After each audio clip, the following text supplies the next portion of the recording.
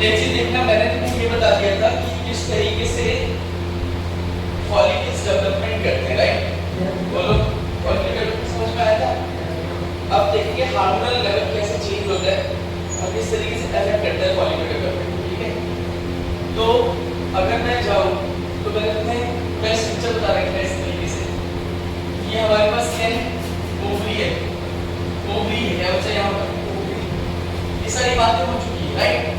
इसको हम ज़्यादा अब वापस से बार-बार डिस्कस नहीं कर रहे, सारी बातें कर चुका हूँ। तो सबसे पहले हमारे पास क्या होता है? Primordial follicle. क्या होता है? अगर उससे भी डीप जाएंगे ना तो प्री प्राइमोर्डियल फॉलिकल भी होता है, कोई फर्क नहीं पड़ता। यहाँ पर ये क्या है बताओ, नहीं बताओ इस चीज का?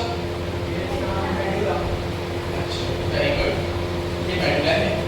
और ये रीजन क्या है? ये वाला रीजन कॉर्टेक्स है ना? रिलेट्स बात कर चुके हैं, ठीक है? अब क्या हो रहा है हमारे पास? जो इनिशियल प्राइमोर्डियल फॉलिकल्स है, प्री प्राइमोर्डियल फॉलिकल्स, ये मैं थोड़ा सा बता रहा हूँ, मैंने पूरा बना दिया है, हल्का सा बस बता रहा हूँ ताकि हाँ समझ में आ जाए। तुम्हारे पास डायग्राम है जो मैंने बना रखा है इस क्लास में, ठीक है? तो इस तरीके से यहाँ पर फॉलिकल डेवलपमेंट होता है। ये फॉलिकल्स बढ़ते जाएंगे। याद रखना इनिशियल स्टेज में अगर हम जाए, जब बर्थ नहीं हुआ होता है तो 7 मिलियन के करीब होता है, क्या होता है? और धीरे धीरे करके फॉलिकुलर एट्रेसिया होता है, क्या होता है? फॉलिकल्स खत्म होते रहते हैं। तो ये जो है ये प्री प्राइमोर्डियल है, प्री प्राइमोर्डियल, ठीक है? उसके बाद ये प्राइमोर्डियल फॉलिकल है, प्राइमोर्डियल फॉलिकल, ठीक है? उसके बाद इसी में डेवलपमेंट होगा, ये बनेगा प्राइमरी फॉलिकल। क्या बनेगा बच्चा? प्राइमरी फॉलिकल बनना स्टार्ट हो जाएगा। और बीच में जब ये प्राइमरी फॉलिकल बन रहा होगा, बहुत सारे फॉलिकल्स डिसइंटीग्रेट हो गए होंगे, खराब हो चुके होंगे। बात समझ में आ रही है? प्राइमरी फॉलिकल्स बन रहे हैं। प्राइमरी फॉलिकल्स में मैंने तुम्हें ये बताया था, प्राइमरी फॉलिकल्स अगर तुम जाओ तो प्राइमरी फॉलिकल्स में ना लिक्विड फॉलिकल नहीं डेवलप होता है, मतलब ये जो छोटा सा कैविटी है वो नहीं आ रहा, प्राइमरी में नहीं आ रहा। ये कौन से सेल्स है? Granulosa cells. क्या वो सेल्स है? ग्रैनुलोसा सेल्स, ठीक है? these are granulosa cells। और बीच में कौन सा सेल होगा? बीच में कौन सा सेल है? oocyte, है ना? ये oocyte है, समझना ध्यान से। जैसे स्टार्टिंग में प्राइमरी oocyte है, धीरे धीरे करके इसके पास भी डेवलपमेंट होना स्टार्ट होगा और ये सेकेंडरी oocyte में कन्वर्ट होगा। वो भी बताऊंगा मैं कि कैसे। देखो अलग अलग स्टेजेस होते हैं। जो फीमेल के जो ये देख रहे हो, ये दिस वन प्राइमरी oocyte, ये ना अरेस्ट हो गया होता है। प्राइमरी oocyte मतलब फीमेल के केस में क्या होता है, जब तक प्यूबर्टी नहीं आती, ध्यान देना इस टाइम को समझना। प्यूबर्टी एक स्टेज है, प्यूबर्टी से पहले जो ये जो फॉलिकल्स हैं एक स्टेज में अरेस्ट होते रहते हैं, उनको कहते हैं हम लोग डिप्लोटिक स्टेज। मियोसिस नहीं होता, क्या नहीं होता? मियोसिस बस कंप्लीट नहीं होता, तो वो एक स्टेज में अरेस्ट हो जाते हैं, दैट इज कॉल्ड डिप्लोटिक स्टेज। क्या कहते हैं जब डिप्लोटिक स्टेज? दो मियोसिस के दो पार्ट हैं, मियोसिस फर्स्ट और मियोसिस सेकंड। तो मियोसिस फर्स्ट में जो डिप्लोटिक स्टेज है उसमें जाके अरेस्ट हो गए। कब तक अरेस्ट हो जाते हैं? जब तक प्यूबर्टी नहीं आती। जैसे ही प्यूबर्टी आ जाएगी ये डिप्लोटिक स्टेज से आगे बढ़ जाएगी, ठीक है? मतलब डिप्लोटिक स्टेज यहाँ से यहाँ तक, बर्थ से लेकर प्यूबर्टी तक ये डिप्लोटिक स्टेज में रहता है, अरेस्टेड इन डिप्लोटिक स्टेज, डिप्लोटिक स्टेज। बात समझ में आ रही? बोलो, ठीक है? तो चलो यहाँ पे देखो, उसके बाद क्या बनेगा बताओ? Secondary follicles. क्या बनेगा बताओ? सेकेंडरी फॉलिकल्स जब मैं बोल रहा हूँ तो ये समझना, इसके अंदर कैविटीज डेवलप हो जाएगी। क्या डेवलप हो जाएगी? कैविटीज, लिक्विड फॉलिकल, जो मैंने तुम्हें नाम भी बता रखा है। क्या नाम है उस कैविटी का? Liquid follicle. और secondary follicles can be marked, इसको हम वेसिकुलर फॉलिकल्स भी बोलते हैं। बोला हुआ है, दिखाया हुआ है ये चीज। सेकेंडरी फॉलिकल्स कहीं कहीं नाम नहीं है, you can say vesicular follicles. क्या कह सकते हैं इसको? वेसिकुलर फॉलिकल्स, ठीक है? ये अगर ये मान लो कि प्राइमोडियल की प्राइमरी और प्रिमोडियल फॉलिकल से ग्रैन्युलोसा सेल से प्राइमरी फॉलिकल्स, क्या बचा? Primary follicles. उसके बाद यहाँ पर ये जो हो रहा है ये क्या है? Secondary follicles. क्या बचा? Secondary follicles. और इसके साथ मैंने तुम्हें बताया था लिक्विड फॉलिकल, लिक्विड फॉलिकल। इसमें फ्लूइड बढ़ता रहेगा। क्या बढ़ता रहेगा? फ्लूइड, फ्लूइड इंक्रीज होता रहेगा।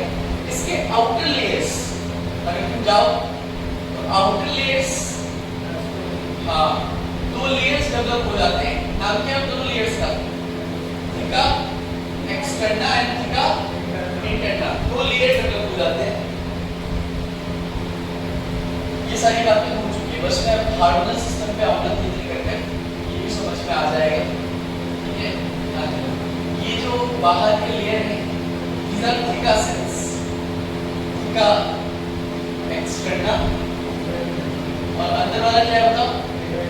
Theca interna, theca interna. Clear है? यहाँ तक बताओ, ये चीज समझ में आ रहा है? ठीक है। उसके बाद ये और जैसे ये लिक्विड फॉलिकल है ये और ज्यादा बढ़ता जाएगा और लास्ट में टर्शियरी फॉलिकल का स्टेज आएगा, थोड़ा सा बड़ा है। और टर्शियरी फॉलिकल जो होता है इसी को हम क्या बोलते हैं? ग्रैफिन फॉलिकल। क्या बोलते हैं बच्चे? ग्रैफिन फॉलिकल। ये क्या करता है? ओवरी को इस तरह धक्का देता है, यहाँ पे स्टिग्मा लाइन हल्का सा सरफेस बल्ज आउट हो जाता है। ठीक है, तो ये का एल्बुजिनिया की तरफ मैंने ये भी लेयर्स बता रखे हैं। अगर जब लेयर्स बता रखे हैं ना, सबसे ये जो लेयर है ओवरी का, ये कौन सा लेयर है मैं बता रहा हूँ? बताओ। ट्यूनिका एल्बुजिनिया है ना, ट्यूनिका एल्बुजिनिया। ट्यूनिका एल्बुजिनिया की तरफ ये धक्का देता है। बात समझ आ रहा है? सबसे बाहर क्या है? विस्टल पेरिटोनियम, याद है कि नहीं है? सबसे बाहर कौन सा लेयर है? विस्टल पेरिटोनियम। ये सब बता चुका हूं मैं, बस एक बार कवर कर लें।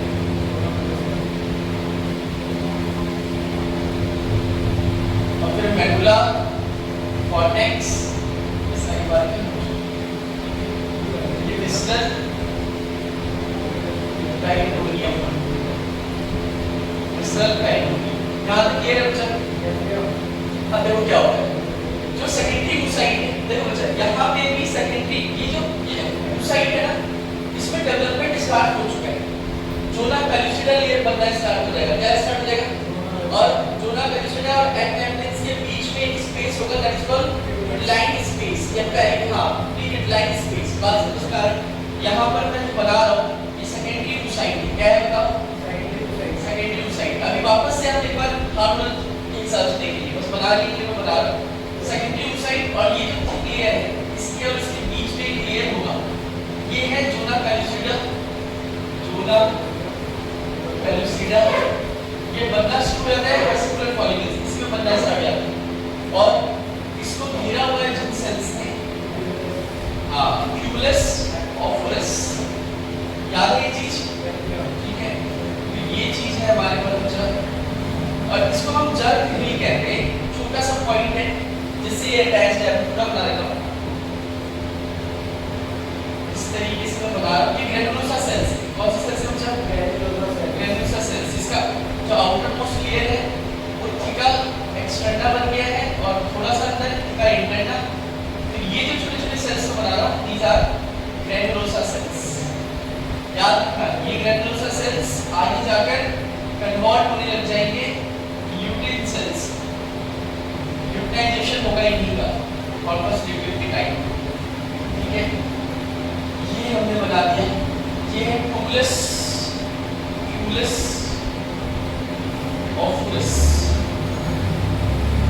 ठीक है, और जैसे यहाँ पर दो लेयर तो है ही, theca externa and theca interna. ये याद रखना, लेयर्स तो हैं हमारे पास, थीका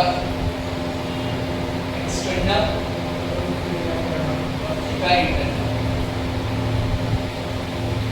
आज हम हार्मोनल लेवल देखने जा रहे हैं, हार्मोन्स में इस तरीके से चेंज हो।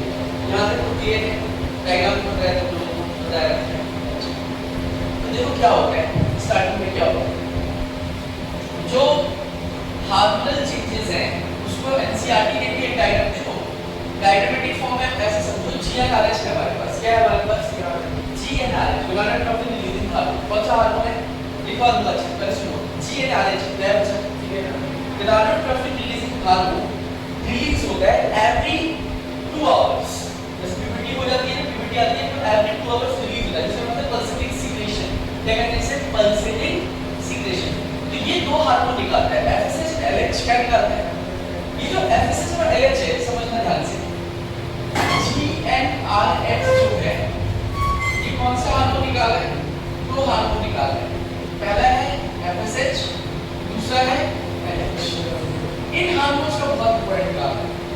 एफएसएच क्या करता है, एफएसएच इन्हीं सेल्स को डेवलपमेंट स्टार्ट करता है। क्या डेवलपमेंट स्टार्ट करते हैं, एफएसएच फॉलिकुलर स्टिमुलेटिंग हार्मोन, ठीक है, हाँ फॉलिकल्स का डेवलपमेंट करता है, नो डाउट इन्हीं फॉलिकल्स का डेवलपमेंट करता है। और जो ग्रैनुलोसा सेल्स है, जो ग्रैनुलोसा सेल, एलएच क्या करता है, जितने भी ग्रैनुलोसा सेल्स होते हैं उनको स्टिमुलेट करता है। क्या करता है, उनको स्टिमुलेट करता है, समझना। फॉलिकुलर स्टिमुलेटिंग हार्मोन जो है, आवाज नहीं होता, सुनो, फॉलिकुलर स्टिमुलेटिंग ये जो हार्मोन है ये कहां से निकला बताओ, जीएनआरएच से निकला।